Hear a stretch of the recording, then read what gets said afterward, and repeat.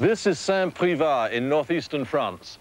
The date, August the 18th, 1870. France and Prussia are at war. Lined in defensive position along this track is the 70th French Regiment. Coming up the slope, the elite Prussian Guard. They are met by withering fire from the French and blown away like chaff. Within 20 minutes, 8,000 men lie dead and wounded on that slope. A revolution has occurred in infantry weaponry. And the revolution is this, used by the French that day, the chasse-pot, named after its inventor. The radical innovation lies here. It's a breech loader. It means that the soldier using it can fire, reload, fire again, without ever having to stop or stand up and break cover, as he used to have to do with his old muzzle loader. And the effect also is that it has more than doubled his rate of fire. Moreover, this is a rifled barrel, and it's effective at up to 600 meters. It gave an enormous advantage to the defense. The effect upon soldiers attacking in line abreast was utterly devastating, as the Prussians discovered here to their cost. But tragically, for hundreds of thousands of men in the years to come, and particularly in the First Great War, many commanders failed to learn the lessons of this obscure French meadow.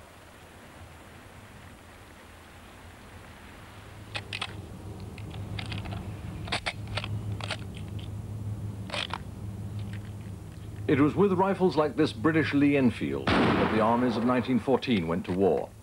Once he had loaded his magazine, the soldier could fire as fast as he could work the bolt.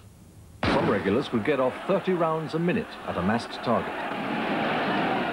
It was a great relief when they did start attacking, or they started advancing towards us in absolute crowds, massed together in crowds, and we opened fire and were blazing away at them. Well, it's quite a relief to be able to get some of our own back. Up to now, we'd always been at the receiving end, and now for we had an opportunity of getting our own back on them. I used 4 rifles that morning. They jammed one after the other with a continuous firing. No aiming, just loading and pulling the trigger, you know. The Vickers, a medium machine gun solidly mounted on a tripod and fed by a belt of ammunition, has been called the concentrated essence of infantry.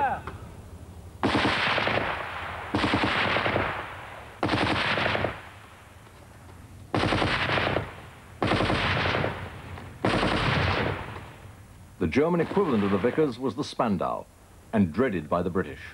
If you imagine a well-placed machine gun, a line of soldiers advancing, well, if the machine gun is to one side and they can shoot straight up the line, well, one burst of fire might hit a dozen or 20 men. And when you hear the German machine guns, you'd wonder how they missed anybody.